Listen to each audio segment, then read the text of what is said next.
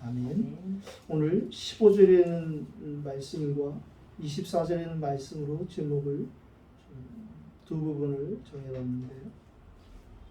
누구나 다 소망을 가지고 살아가죠.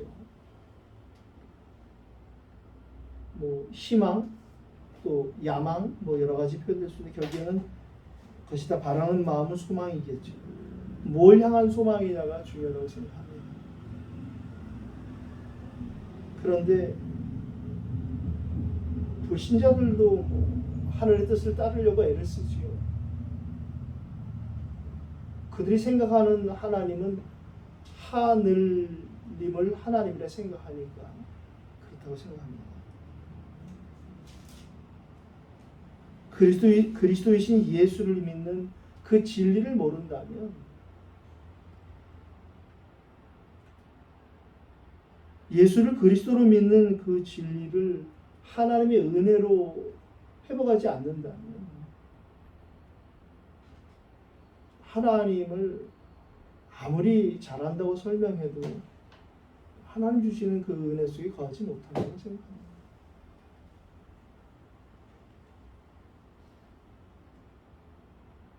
계속 제가 반복하는 얘기 중에 하나 있는 것이 뭐냐면 제 얘기가 성경에서 하는 말은 아는 것하고 믿는 건 다르다는 거예요. 모르고 믿는 맹목적인 그런 맹신이 있는가 하면 아는데 그냥 아는 것으로 끝나는 이론과 지식이 되어버리는 이런 것들도 있죠. 우리가 잘 기억하는 에베소서 4장 13절 성경은 하나님 우리를 축복하는 방법에 대해서 에베소 교회의 바울이 편지를 보내면서 이르기를 하나님의 아들 예수 그리스도를 믿는 것과 아는 데는 하나가 되다. 믿은 다음에 알아져가는 그 은혜가 우리에게 있어야 된다는 거죠. 믿을 때에 성령께서 우리에게 오심으로 인해서 그분이 우리에게 알게 하시는 그 은혜를 얘기하는데 그렇지 않고 사람들은 자꾸만 먼저 아는 거를 하려고 한단 말이에요. 그 순서도 안 맞거니와 아는 것으로 믿는다고 착각하게 만드는 이런 게 되어지는 것이죠. 오늘 서론에서는 오늘 본문 24장에 등장하는 세 부류의 인물을 좀 정리해 보고 싶은데 첫 번째는 영적 사실을 놓쳐버린 창세기 3장, 6장, 11장 그대로 그 상태에 있는 하나님을 열심히 섬기는 것 같이 보이지만 결국에는 복음을 반대로 갈아먹는 일입니다. 자기 딴에는 뭐 내가 주를 위해 산다는 거예요. 열심히 하나님을 위해서 주의를 하고 하나님 나같이 하는 사람이 어딨냐고 강변할 정도로 하는데 사실은 빠져나오질 못했으니까 그 안에 있으니까 그냥 계속 우물한 개구리 같이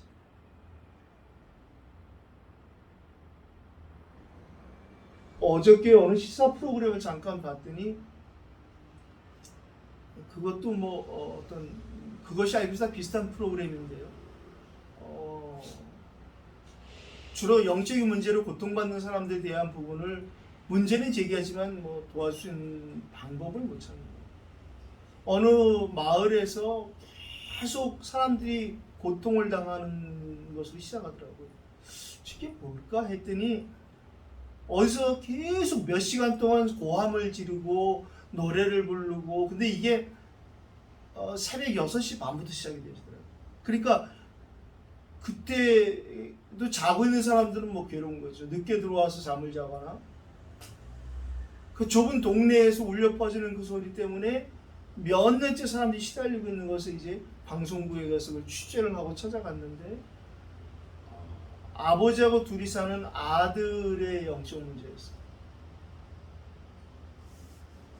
어릴 때 학교 다니면서 왕따 당하던 이 아이가 이제 커서 청년이 됐는데 아무 일도 못하고 집안에 틀어박혀서 아버지는 아침부터 밤늦게까지 내가 돈 벌러 다니고 아들은 이제 등치는 커져갖고 뭐 아버지가 어떻게 할 수가 없는 상황이 됐고 게임을 하면서 계속 노래를 부르는 거예요. 유행가 그리고 쌍소리. 그러니까 자기가 어릴 때에 받았던 상처에 대한 어떤 화풀이가 아니겠나 하고 정신과 의사가 분석을 하는데 글쎄 뭐 그럴 수도 있겠죠.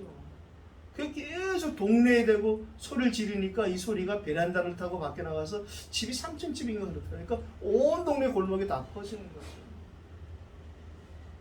그러니까 그 아이를 도와보려고 막 애를 쓰는데 이 아이 요구 조건은 컴퓨터를 바꿔달라는 거예요. 그러니까 그 게임이 잘 되는 고사양 컴퓨터를 바꿔달라. 그거 바꿔주면 조용히 할 때 아버지 그걸 해줄 능력이 안 되는 거죠.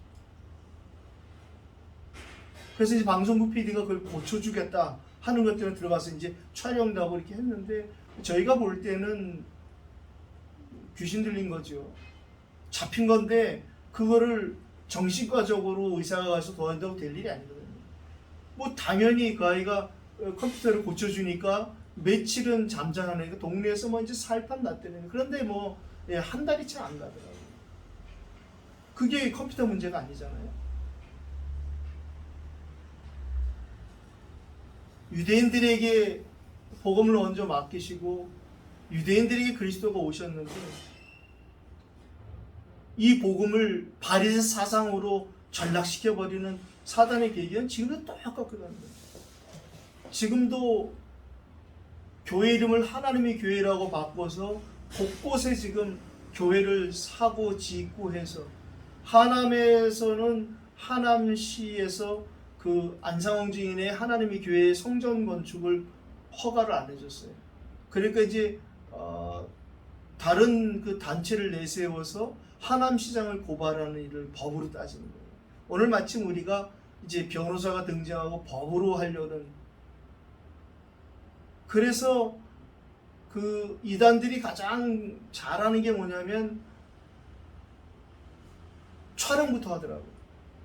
제가 그 안상홍 증인도 만나봤고 또 신천지도 만나봤는데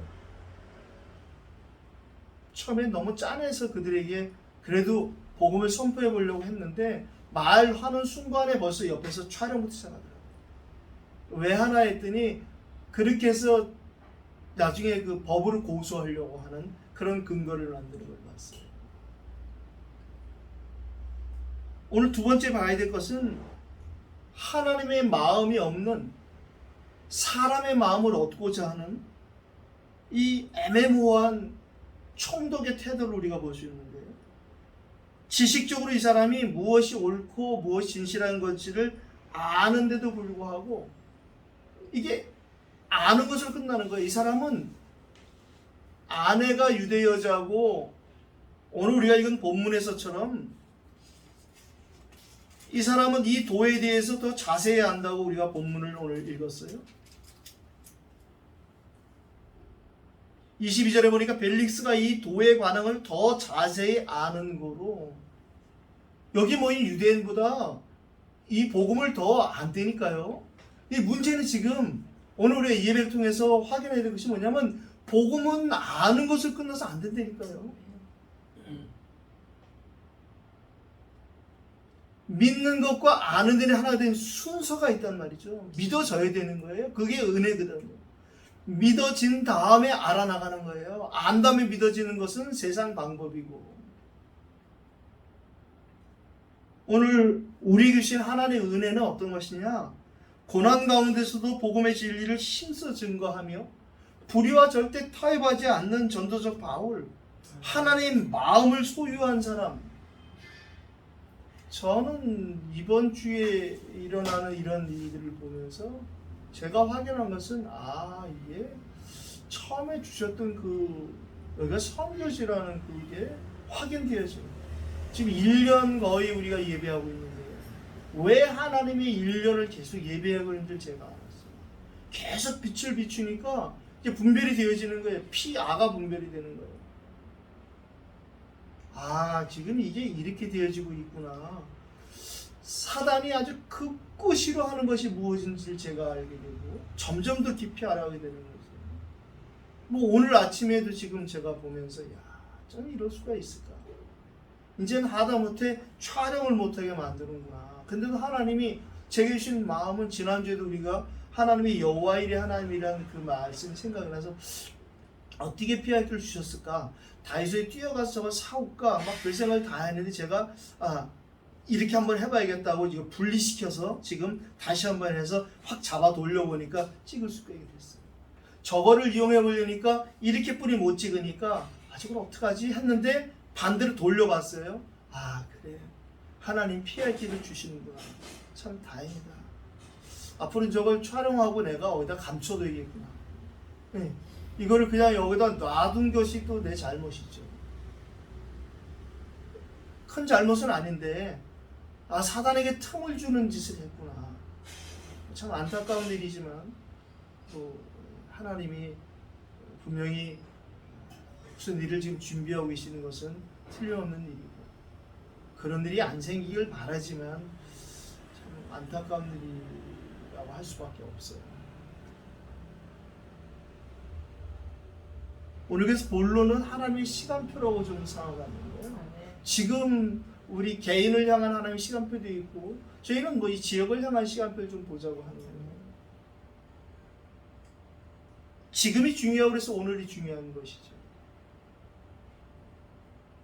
뒤에는 장자를 다 잃어버린 그 바로의 군대들이 말 타고 병거 타고 좀 죽이겠다고 쫓아오고 있고, 앞에는 도저히 넘을 수 없는 넘사벽의 홍해가 기다리고 있는 그 상황 속에서 하나님은 모세에게 성취하실 말씀을 주시는데, 오늘 이 말씀을 주시거든요. 오늘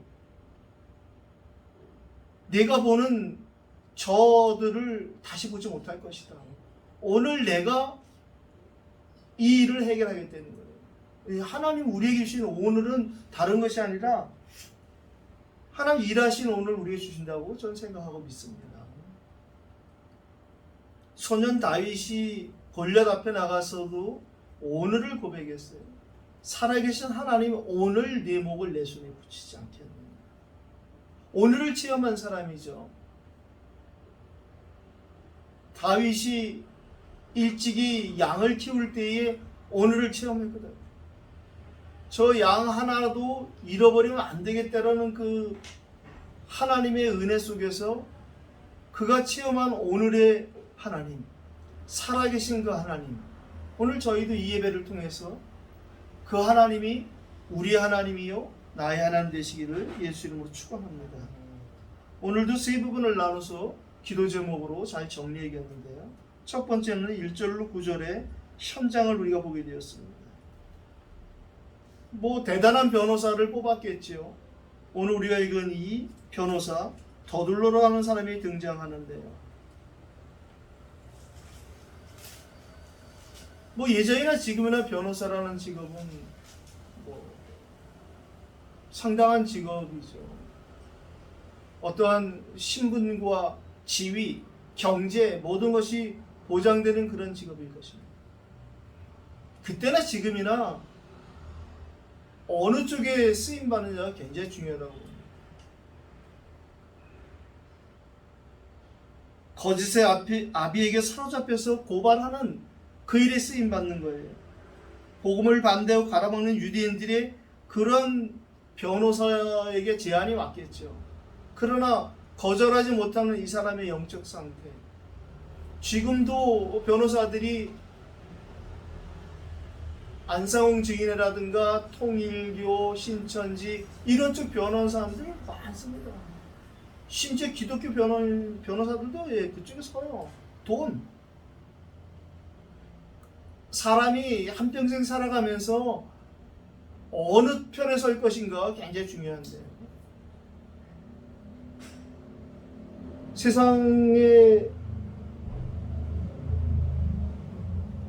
사람들을 사로잡는 것 중에 하나가 돈 아니겠어요? 그러니까 돈을 사랑하지 말라고 성경은 말하잖아요. 일만하게 뿌리가 된다고. 돈은 우리가 사용하고 통용하는 그런 것인데, 돈을 사랑하는 마음이 생겼던 자체가 벌써 큰 문제가 생기는 거예요. 오늘 이 변호사, 이 사람은 돈을 사랑하는 사람 같아요. 오늘 세 가지 죄목을 이 변호사를 통해서 벨리 성도 앞에 꺼냅니다. 첫 번째는 소유죄를 얘기합니다. 유대인을 소유하게 하는 자라는 거예요. 그런데 재밌는 말을 하잖아요. 전염병 같은 자. 스스로 막을 수 없다는 것을 고백하는 거예요. 지금 우리가 코로나 이후로 얼마나 서로 힘들고 있습니까?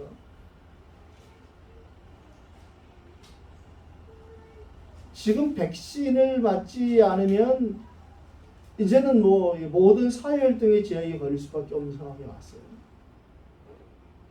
전 세계가 다 그렇습니다. 지금 이제 백신을 안 맞은 소수의 사람들에게 불이익을 주기 시작했는 거예요.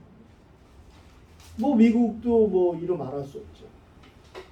지금 우리는 얼마 전에 식당에를 못 갔잖아요. 거기 이제 유명한 식당은 그렇게 막는 거예요. 이게 이제 앞으로는 점점점 더 할 것입니다. 공공장소 출입 제한도 올 것이고요. 그래서 사회생활하는 사람들, 젊은이들은 이제 뭐 안 맞을 수가 없는 거예요. 그런데 지금 뭐 부작용으로 죽어가는 사람들이 눈앞에 나타나니까 이게 영적으로 연약한 사람들은 굉장히 시달리는 거예요. 뭐 근래에도 뉴스에 나오는데 13살 먹은 애가 죽어가는 엄마를 심폐소생술 했다는 얘기가 나오잖아요. 이게 과학의 한계를 보는 거예요, 지금. 물론 뭐 우리가 그거 아니라도 죽을 수 있어요, 사람은. 코로나 이 백신이 들어감으로 그 사람에게 있는 전혀 그 사람도 몰랐고 의학 과학으로 몰랐던 것에 일어나는 어떤 복합적인 반응으로 나타나 사람을 사망으로 몰고 가는 거예요. 기도하기는 이걸 통해서 진짜 기도하는 의과학자가 우리 몸에 드러나지 않은 그런 걸 좀 찾아내는 기회가 됐으면 좋겠다. 뭐 기도는 하고 있지만 실제 현실적인 거하고 좀 거리가 머니까 말하기는 조심스러운 것이죠. 그런데도 정치하는 사람들이라든가 이런 사람들은 전체를 바라보고 가야 되니까 어떻게든 이 집단 면역을 만들어야 되거든요. 여기에 희생되어지는 이 사람들에 대한 부분에 대해서는 과학적으로도 그 사람이 건강했던 사람인데 뭐 지금 우리가 갖고 있는 과학의 수준이죠. 뭐 죽었단 말이에요. 그리고 딴 거는 이유 없고 백신을 맞았으니까. 그런데 그 인과관계를 밝혀낼 수가 없는 게 지금 우리 과학의 한계가. 오히려 이런 기회가 정말 우리에게 함께 복음운동할 수 있는 제자를 찾는 그런 기회가 됐으면 좋겠다, 이런 생각도 하고 또 기도하게 되었습니다. 그릇된 사상이 유포죄라고 또 오늘도 얘기하는데요. 나사렛 이단의 우두머리라는, 오늘 한편으로는 바울이 어떤 사람인 것을 분명하게 밝혀주고 있는 것이죠. 우리가 오히려 일어나는 사건과 문제를 통해서 세상으로부터 점검되어지는 은혜를 받을 수 있어요. 지금 바울을 통해서 바울이 어떤 사람이냐? 나사렛 이단의 우두머리라니. 바울은 한편으로는 굉장히 부끄럽고 감사했을 거예요. 나를 복음 전하는 자로 인정해 주는구나. 저는 뭐 이번 주에 그런 생각을 했어요. 내가 선교사가 맞구나. 그래서 이런 일이 생기는구나. 내가 여기서 뭐 알량하게 무슨 목회나 하려고 했으면 이런 일 절대 안 생겨. 그러면 누구든지 품고 가고 뭐 그러는 게 될 수 있겠지. 여기는 근데 그러면 안 돼. 그래서 저는 그런 기도했어요. 이번 주에 하나님 진짜 제자 보는 눈을 열어달라. 특별히 선교하는 제자를 보는 눈을 열어달라. 다시 말하면 전도하는 사람들 중에 복음 배제하고 전도하는 사람 많아요. 교회 사람 데리고는. 근데 우리가 하는 전도는 그게 아니잖아요. 복음 전하는 전도를 하잖아요. 그런데 지금 시간표가 우리 단체 총회 시간표가 어디냐? 237 5천종족이라는 선교가 배제되면 안 되는 전도를 얘기하는 거예요. 지금 우리는 전도 이퀄 선교, 선교 이퀄 전도라는 이걸 갖고 가는 거예요. 한때 한국 교회에 선교총회라는 교단이 있었어요. 뭐 우리도 옛날에 전도총회라는 걸 했잖아요. 그 선교하고 전도는 분리되고 나눠질 수 없는 것이거든요. 이 시대가 이렇게 왔어요. 이제 비대면 시대가 되면서 뭐 선교사를 보내니 많이 뭐 그러는데 그건 아니고, 가는 선교사는 가야 되고 또 선교사가 가야 될 나라가 있고 지역이 있는 거예요. 또 선교사가 가 있더라도 온오프라인의 선교는 계속돼야 된다고 보고요. 중요한 것은 지금 우리의 시간표는 전도와 선교가 분리돼서는 안 된다. 그때 우리가 여기서 드리는 이 예배가 선교지 예배이기 때문에 도저히 막연은 못 참는 것입니다. 그렇다면 반대로 하나님은 어떻게 예배를 받으실까? 이 생각을 하면 참 부끄럽고 감사하고 고맙죠. 오늘 성전 훼손죄라는 이런 죄목을 가지고 6절에 보니까 성전을 더럽게 하려 함으로 우리가 잡았다. 이들이 이에게는 성전을 더럽게 한다는 것은 성전을 어질렀다 이런 상황이 아니라 그들이 갖고 있는 어떤 유대 정결법을 얘기하는 것이겠죠. 전부 틀린 얘기를 가지고 지금 택도 없는 얘기를 가지고 고소고발을 하는 거예요. 오늘 두 번째, 하나님께 속한 바의 언약을 분명히 갖고 있는 확신의 찬, 이 성령에게 소잡힌 바울의 변론은 곧 캠프가 되고 있습니다. 우리에게 일어나는 작은 일들, 모든 일들을 우리가 나에게 와 있는 빛이 바래지는 빛의 캠프라고 우리가 생각한다면 넉넉히 이기고 승리하리라고 믿습니다. 첫 번째 고소에 대한 변론을 오늘 바울이 10절로 13절에 이야기합니다. 내가 온 지 열이들밖에 안 되었는데 이들이 이야기가 이게 주장이 틀리지 않습니까? 라고 오늘 이야기합니다. 두 번째 고소에 대한 변론도 오늘 우리가 알고 있는 제목에서처럼 이야기합니다. 특별히 15절로 16절에 우리가 살아가는 데 있어서 어떤 믿음과 어떤 실천을 갖고 살아가는지도 이야기하는데요. 지금 이 사람들이 하나님께 향한 소망을 갖고 있는데 그 내용이 사실은 이것입니다라고 오히려 변론을 통해서 오늘 복음을 증거하는, 부활에 대해서 선포를 하는, 부활 때문에 부활로 말미암아 나도 하나님과 사람 앞에 대해 항상 양심의 거리낌이 없기를 힘쓰고 있습니다라고 이야기합니다. 오늘 14절에 나는 그들이 이단이라 하는 도를 따라 조상의 하나님을 섬깁니다. 히브리서 기자가 이 부분을 이렇게 말했어요. 믿음이 바라는 것들이 실상이고 보이지 않는 게 증거가 아니냐. 우리의 믿음의 선진들이 이로써 증거를 얻었다. 믿음은 보이진 않지만 하나님이 주신 것이기 때문에 그 믿음은 반드시 우리에게 증거를 주시겠다는 것이죠. 이 히브리서 기자는 12장을 시작하면서 똑같이 말합니다. 이러므로 우리에게 구름같이 둘러싼 허다한 증인들이 있다. 지금 성경에 기록되어 있는 성경에 우리보다 앞서 믿었던 모든 사람들이 다 우리들의 선진이고 증인이라고 생각합니다.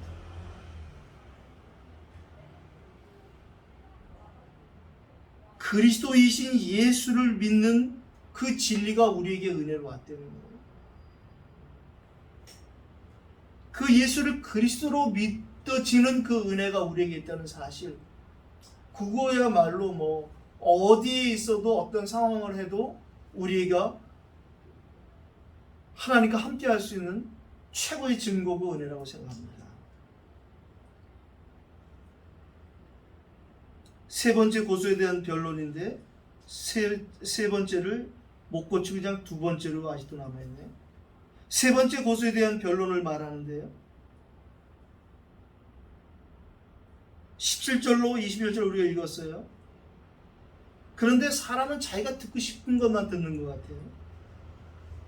오늘 17절에 바울이 내가 여러 해 만에 내 민족을 구제할 것과 재물을 가지고 와서 성전에 가서 내가 예배를 드렸다.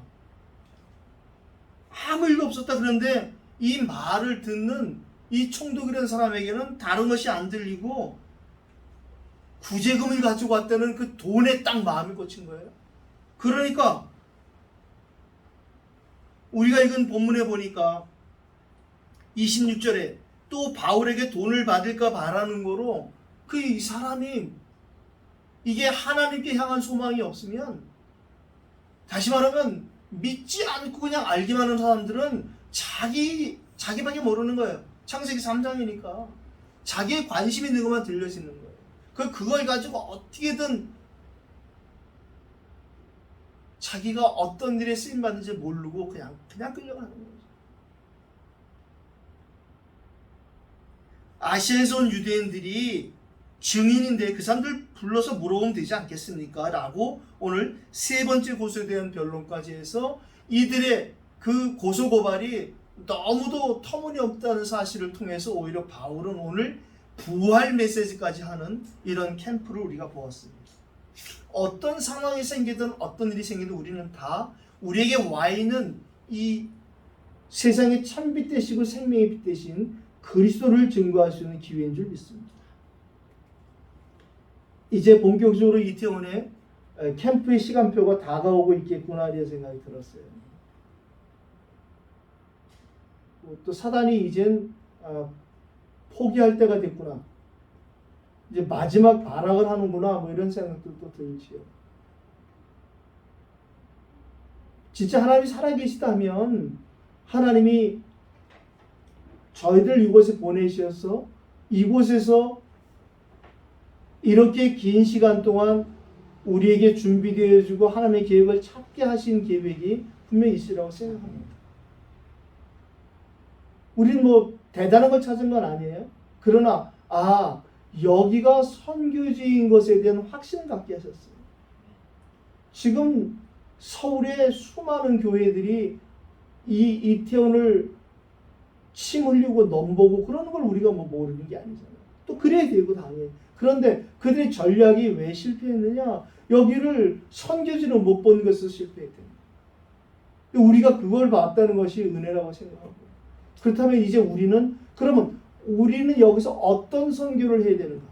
하나님 원하는 선교가 무엇인가? 여기서부터 우리가 또 국 퍼주고 밥 퍼주고 그 일을 할 수는 없잖아요. 그럼 이 일에 여기서 우리가 이제 캠프를 해야 되는데, 뭐 지난번에 우리가 계속 기도하는 것처럼 그렇다면 여기서 만나는 사람들 또 어떻게 만날 것인가 하는 이런 플랫폼의 전략을 우리가 지금 기도하고 있는 것입니다.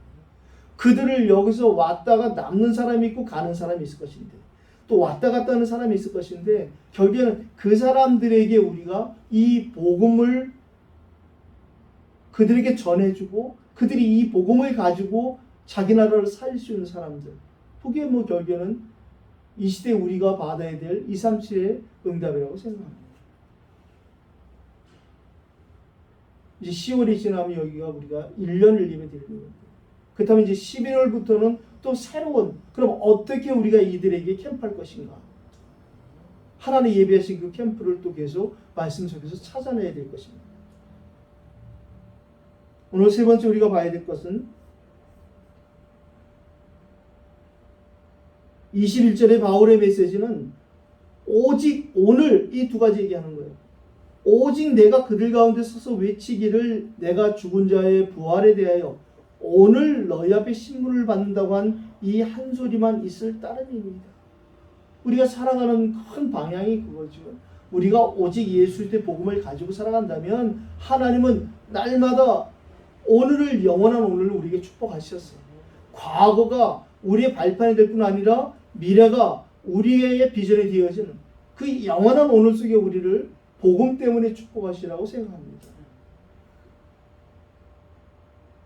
그래서 예배가 중요하고 사단도 예배가 중요하다고 보니까 어떻게든 방해하는 거죠. 제가 오늘도 이 카메라 이걸 보면서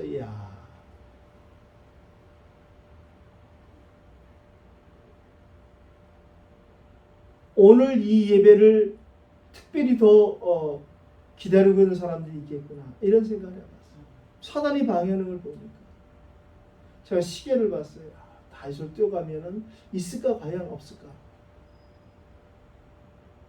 다이소에 가면 다 있을 수도 있지만 하식이 없을 수도 있지. 근데 가지 않고도 하나님이 여기서 또 이렇게 해결할 수 있는 방법을 주셔서 너무 감사합니다. 오늘 세 번째 우리가 봐야 될 것은 이 벨리스 총독이라는 굉장히 능력 있고 똑똑하고 많이 아는데 단 한 가지 영적인 사실만 모르는 영적인 것에만 무지하고 무식한 이 사람을 통한 우리가 기도해야 될 엘리트 현장을 보게 되는 것입니다. 22절로 23절에 알기만 하고 믿지는 못하는 사람들이 지금도 허다합니다. 특히 엘리트 중에서.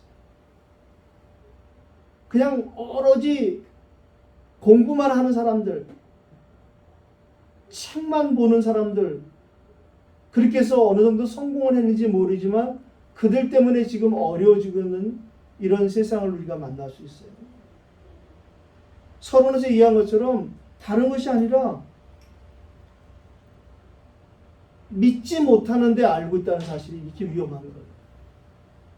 그래서 우리가 예배와 훈련, 여기 와서 하나님이 1년 동안 우리에게 하신 것이 뭐냐면 매일 예배도 했지만 우리에게 자체 훈련과 본부 훈련이라는 이 흐름을 주었거든요.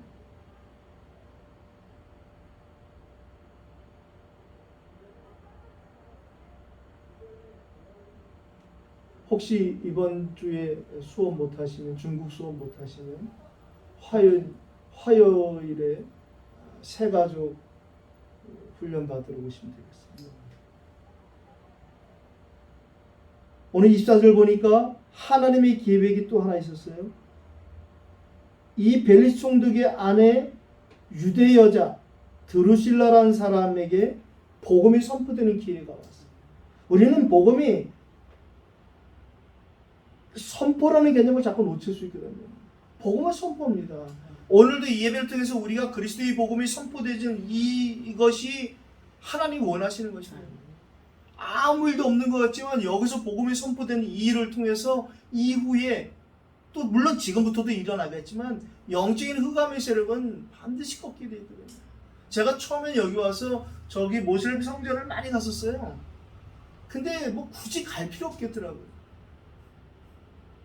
제가 뭐 가게 되면 가지만 굳이 안 가도 여기서 기도해도 되고 딴 데서 기도해도 되기 때문에 뭐 중국에서 5번 기도한다는데 뭐 할 말 없죠.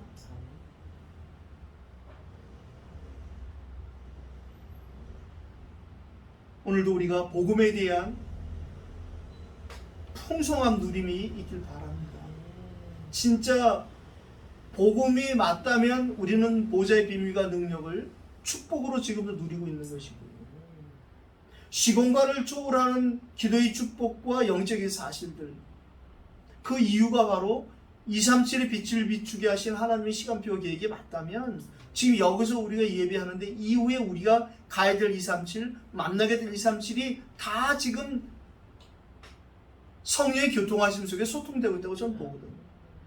하나님 절대 주권을 인정하는 우리의 믿음 안에서 그 은혜 가운데에 우리에게 분명한 주관을 하나님이 허락하시라고 생각합니다. 오늘 25절로 26절을 읽었어요. 복음의 내용에 대해서 오늘 바울이 이야기합니다. 의와 절제와 장차오는 심판에 대한 하나님의 그 의가 우리에게 하나님의 그 의를 구하는, 먼저 그의 나라와 그의 의를 구하라는 하나님의 뜻이 하늘에서 이룬 것 같이 땅에서도 이루어지는, 그걸 찾아내고 그걸 누리는 게 우리의 신앙생활을 생각합니다. 나를 향한 하나님의 계획을 모르고, 시대를 향한 하나님의 계획을 모르고, 지역을 향한 하나님의 계획을 모른다면 그거 제쳐놓고 내가 하고 싶어하는 일을 한다는 자체가 벌써 뭐 안 맞는 거거든요. 아무것도 안 보이는 거예요. 그냥 그것만 하겠다는 거지. 하나님 주신 의와 절제와 장차 오는 심판, 이 심판은 사람을 심판하는 것이 아니라 사단을 심판하고 마귀를 심판하는 그리스도의 재림을 말하는 것이에요. 이건 우리에게 두려움이 아니라 평안함인데 오늘 모든 것 다 있는데 예수 생명만 없는 이 총독은 두려움이 임하는 거예요. 오늘 바울이 허락하신 2년 캠프의 현장을 지금 우리가 이번 장부터 계속 보게 됩니다.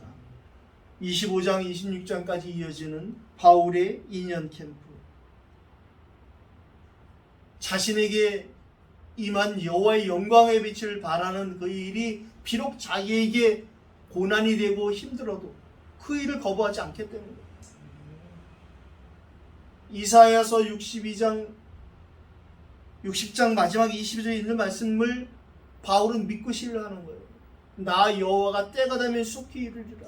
하나님이 나를 통해서 하신 이 일은 지금 내 대에 뭐가 안 나타나도 상관없이 하나님이 이 일을 분명히 시간표를 따라 하실 것이다.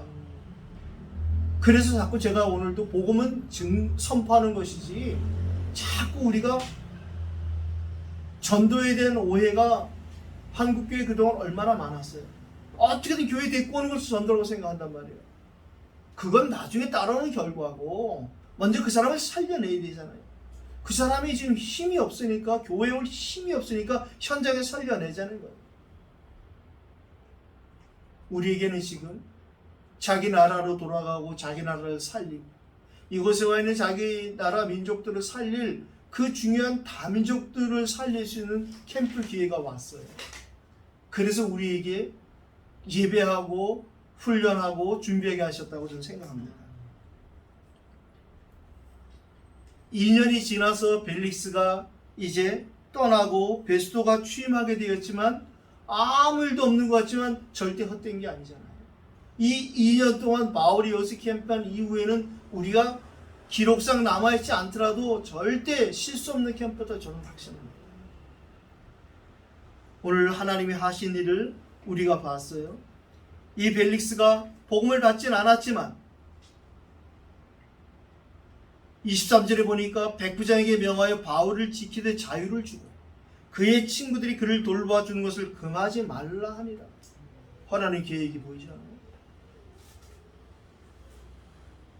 우리 뜻대로 되는 것이 아니라 하나님 뜻대로 되어지는 거예요. 바울을 하나님이 여기 2년 동안 헤롯궁에 갖다 놓고 가이사랴 감옥에서 2년 동안 캠프를 하게 하는 거예요. 바울을 만나러 오는 사람들, 이런 사람들에게 복음을 선포하게 하시는 이 일을 통해서 그 사람이 안 믿었더라도 그 사람을 통해서 복음이 선포되어지면 우리가 알잖아요. 숨어있던 다른 친구가 내가 믿으면 안 되겠냐고 뛰어나왔대잖아요, 방에서. 제가 그런 것도 체험한 것도 말씀드린 적이 있어요. 그 정신병원에서 글쎄 그렇게 복음을 듣겠다고 해서 복음을 설명하니까 질문도 잘하더라고요. 그래서 장황하게 설명을 해줬어요. 다 듣더니 나는 안 믿겠다는 거예요. 순간 낙심이 올라오더라고요. 이럴 줄 알았으면 아까 빨리 갈 걸 기다리는 약속도 있는데 그런 하나님 신뢰 안 시키더라고요. 제 뒤에서 갑자기 목사님 제가 하면 안 되겠냐고 그러니까요. 제가 그런 경험 후에 나중에 이 목사님 예화를 들었어요. 이게 복음은 똑같구나. 크게 역사 일어나 작게 일어나 그게 문제가 아니라 똑같은 거예요. 하나님은 복음 들을 사람이 있다는 게 저는 복음은 선포하는 것이라고 생각하는 거예요. 막 떠들고 하는 것이 아니라 복음은 분명히 선포하면 그 결과치는 나중에 나올 수 있다는 거예요. 오늘 지금이 아니더라도 오늘 지금 우리가 복음을 증거하고 선포하는 것이고 결과는 하나님의 시간대로 나타나는 것입니다.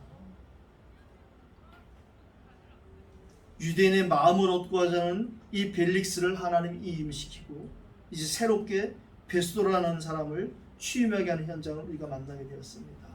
우리를 빛이 되어라 하지 않고 빛이라고 말씀하신 살아계신 주 예수 그리스도, 그 예수 그리스도 부활의 성령으로 자신 안에 왔을 때 더 이상 비겁한 사람이 아니고 더 이상 도망가는 사람이 아니었던 이 베드로가 베드로서 2장 9절로 그리스도의 삼정직을 말하잖아요. 왕같은 제사장이여 거룩한 나라요. 우리를 어두운 데서 불러내어 기이한 빛에 들어있는 자의 아름다운 덕을 선포케 하려 합니다. 저희는 복음을 선포하는 사람입니다. 오늘 하나님의 마음을 가진 전도자 바울에게 함께했던 성령께서 저와 여러분에게 함께하시는 사실을 믿으시길 바랍니다. 바울은 로마에 보내는 편지 로마서를 통해서 말합니다. 누가 주의 마음을 알았고 누가 주의 모사가 되었겠느냐, 누가 주께 먼저 들어서 갚으심을 받게 되냐. 이는 만물이 주에게서 나오고 주로 말미암고 주께 돌아갑니다. 하나님이 주셨 때문에 우리가 할 수 있다는 거예요. 그 하나님이 지금 우리 안에 성령으로 함께 하시는 그 시작되는 예수 그리스도의 복음, 이것을 선포하고 증거하지 아니할 수 없다는 것이 하나님 마음을 가진 자 바울의 중심이라고 생각합니다. 우리에게 그 기회를 이 현장에 주셨고 이 시대에 우리에게 그것을 허락하셨어요. 우리가 뭐 큰일하고 많은 일을 할 수는 없다고 생각합니다. 그러나 우리에게 하나님, 우리를 통해서 하나님이 하시고자 하는 그 일, 그 당연한 일, 지금 우리에게 와 있는 오는 이 문제들이 뭐 당연한 것이 오는 거예요. 올 수밖에 없는 이 일, 이렇구나라고 영적 사실을 제가 이번 주간에 보면서, 그렇다면 이제 어떻게 기도해야 되고 어떻게 인도받을 것인가 분명해졌어요. 그러면 하나님이 지금 우리에게 원하는 당연한 힘이 필요이라는 것이니까 지금 그렇다고 우리는 일심전심 지속이 오직 그리스도가 되겠구나, 오직 하나님 나라, 오직 성령 충만이 되겠구나, 결국엔 다시 우리가 일삼팔로 돌아가는 뭐 그 일이 되어지는 것이죠. 오늘 다시 제목으로 돌아가자면 우리에게 하나님이 함께 하심으로 하나님께 향한 소망을 주셨어요. 그래서 우리가 증거할 것은 다른 것이 아니라 그리스도이신 예수를 믿는 것이 먼저라는, 알아가는 것은 그 뒤에 따라오는, 예수 믿으면 성령이 우리 안에 오셔서 성령이 우리에게 알아가게 하신 일을 하시니까 우리는 예수를 그리스도로 믿는 믿음의 고백이 오늘부터 계속 저와 여러분의 것이 되시기를 예수 이름으로 축복합니다. 말씀 붙잡고 같이 한번 기도하겠습니다.